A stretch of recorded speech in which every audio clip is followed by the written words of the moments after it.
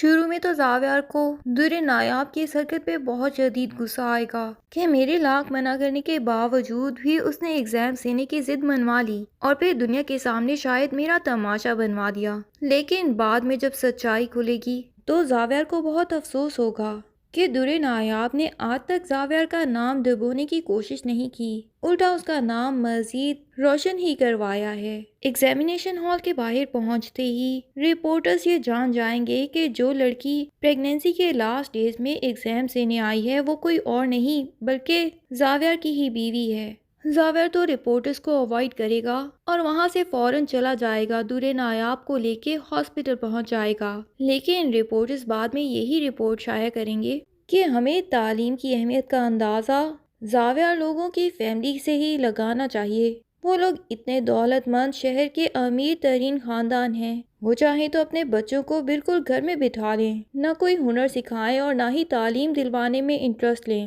لیکن پریگنینسی میں بھی انہوں نے اپنی بہو کو تعلیم دلوانا ضروری سمجھا۔ اس طرح کے خاندان تو پرستائش ہیں، اور ساتھ ہی زاویار جیسے ہسبینڈز کی بھی تعریف لکھتے ہیں کہ انہوں نے اس وقت میڈیا کو انٹرویو دینے سے زیادہ اپنی بیوی کی صحت کا خیال رکھا۔ اب میڈیا والے کیا جانے کہ زاویار تو کیا سوچ کے میڈیا والوں کو اوائڈ کر رہا تھا۔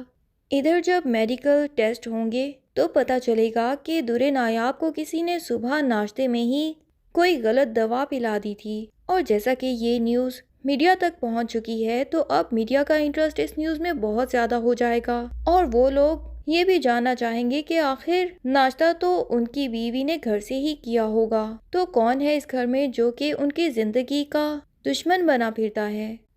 میڈیکل رپورٹ آ جانے کے بعد تو زاویار کو بھی اتنی تشویش ہوگی کہ آخر میرے گھر میں ایسا کون سا میرا دشمن موجود ہے جسے میرے بچے کے آنے کی خوشی نہیں، اور وہ میرے بیوی کو زہر دینا چاہتا تھا۔ اب جا کے اس کو یہ اندازہ بھی ہو جاتا ہے کہ در نایاب جو کچھ ڈرتی تھی یا زاویار سے باتیں کرتی تھی وہ یوں ہی ہوا میں نہیں تھیں، بلکہ ان میں کافی حد تک سچائی موجود تھی۔ در نایاب کو بیڈ پہ بے ہوش پڑا دیکھ کے زاویار کو بہت دکھ ہوتا ہے، اور وہ در نایاب سے معافی مانگتا ہے اور کہتا ہے کہ تمہاری اس حالت کا ذمہ دار یقیناً میں ہی ہوں، کاش میں نے تمہاری باتیں غور سے سنی ہوتی تو تم اس حالت تک نہ پہنچتی اور ہمارا بچہ بھی محفوظ رہ پاتا، لیکن مجھے یہی لگتا رہا کہ تم شاید بلا وجہ ہی میری ماں کے یا میرے گھر والوں کے خلاف بولنے لگ گئی ہو، اور میں ان سب سے بات کرنے کی بجائے ہمیشہ تم پہ ہی شک کرتا رہا۔ انہوں نے تم پہ جب بھی کوئی الزام لگایا تو میں نے بغیر کسی سے پوچھے اس کی تصدیق کیے بغیر بھی تم پہ شک کر لیا،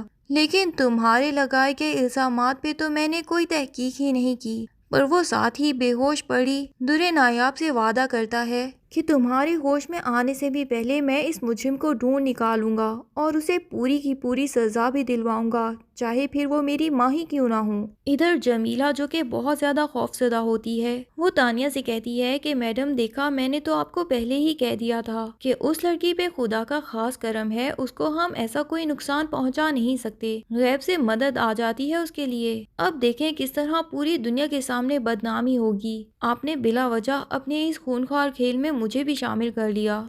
تانیہ جمیلہ کو چپ رہنے کا کہے گی اور منہ بند رکھنے کی بہت بڑی قیمت ادا کرنے کا بھی وعدہ کرے گی، پر جمیلہ بھی پوری بلیک میلر ہے تو وہ تو تانیہ سے صاف ہی کہہ دے گی کہ جب اگر پولیس گھر آ کے انویسٹیگیشن کرے گی تو پتہ نہیں میں کتنے عرصے تک چپ رہ پاؤں۔ تانیہ اس کو پہلے سے ہی 10 لاکھ روپے دے دے گی اور کہے گی کہ تم یہاں سے کوئی بہانہ کر کے چھٹی پہ چلی جاؤ۔ جمیلہ ایسا ہی کرتی ہے۔ ادھر زاویار گھر آ کے پہلے تو اپنے طور پہ ہی سب سے انویسٹیگیشن کرنے کی کوشش کرتا ہے کہ آخر در نایاب کو زہر ملا کے کس نے دیا۔ جو نرس اس نے در نایاب کے لیے ہائر کی ہوتی ہے وہ بتاتی ہے کہ جمیلہ آپا نے ہی در نایاب کو اس دن ناشتہ دیا تھا، میں تو ابھی ان کا ناشتہ تیار ہی کروا رہی تھی کہ جمیلہ آپا کچن میں آئیں اور بہانے سے مجھے باہر بھیج دیا اور کہہ دیا کہ میں آج بیوی کا ناشتہ خود ہی بھجوا دیتی ہوں، تم میرا یہ کام کراؤ۔ اب زاویار جمیلہ آپا کو بلانے کی کوشش کرتا ہے تو پتہ چلتا ہے کہ وہ تو گھر میں موجود ہی نہیں اور صبح ہی چھٹی لے کے جا چکی ہیں اپنے گاؤں۔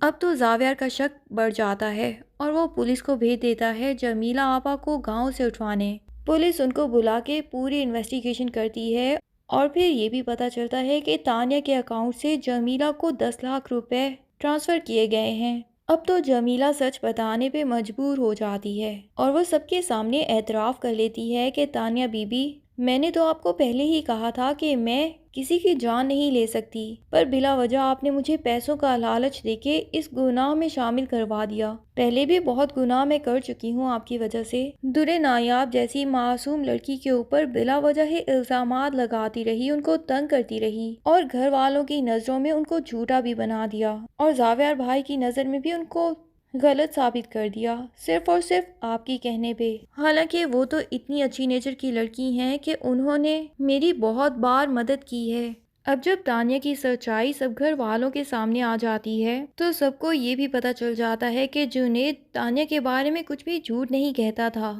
اور انہیں بہت زیادہ افسوس ہوتا ہے کہ انہوں نے اپنے بیٹے کی بجائے تانیہ کی باتوں پہ اعتبار کرنا پسند کیا اور الٹا جنید کو ہی برا بھلا بنا دیا۔ اب تو تانیہ کو بھی سمجھ نہیں آئے گی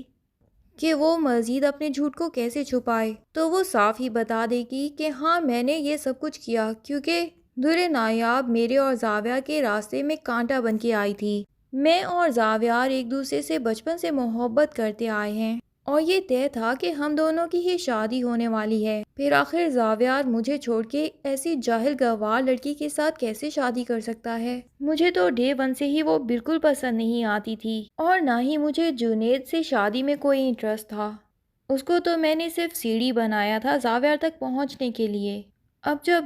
تانیہ اپنے سارے گناہوں کا اعتراف کر لیتی ہے تو نگار اپنی بہن دردانہ سے پوچھتی ہے کہ تم نے اپنی بیٹی کی یہ سچائی آخر ہمیں پہلے کیوں نہیں بتائی؟ ہمارے گھر کا سکون چین سب تباہ کر دیا۔ دردانہ کو جب پتا چلتا ہے کہ تانیہ اپنے گناہوں کا اعتراف کر چکی ہے تو وہ تو خدا کا شکر ادا کرتی ہے کہ میں جو اپنی بیٹی کو سمجھانا چاہتی تھی مرنے سے پہلے وہ اس کو قسمت نے ہی سمجھا دیا۔ اب ایٹ لیسٹ وہ کسی کی زندگی میں زہر نہیں گھولے گی۔ وہ نگار سے منت کرتی ہے کہ تمہاری بہن ہوں، بچپن سے اگر میری کوئی بھی اچھائی کوئی بھی بات یاد رہے تو میری بیٹی کو معاف کرنے کی کوشش کرنا، لیکن صرف تب جب وہ واقعی دل سے معافی مانگے اور صرف اپنی بہن کے آخری خواہش سمجھ کے میری بیٹی کو کوئی بڑی سزا مت دینا۔ دردانہ کے مر جانے کے بعد تانیہ کو بھی اپنی غلطیوں کا احساس ہوگا اور اسے احساس ہوگا کہ ماں تو مجھے ہر وقت یہی کچھ سمجھاتی رہتی تھیں کہ اپنا گھر کسی سراب کے پیچھے تباہ مت کر لینا میری طرح۔ ساری زندگی لوگوں کے طعنے سننے کو ملیں گے اور بڑھاپے میں بالکل اکیلی ہی رہ جاؤ گی۔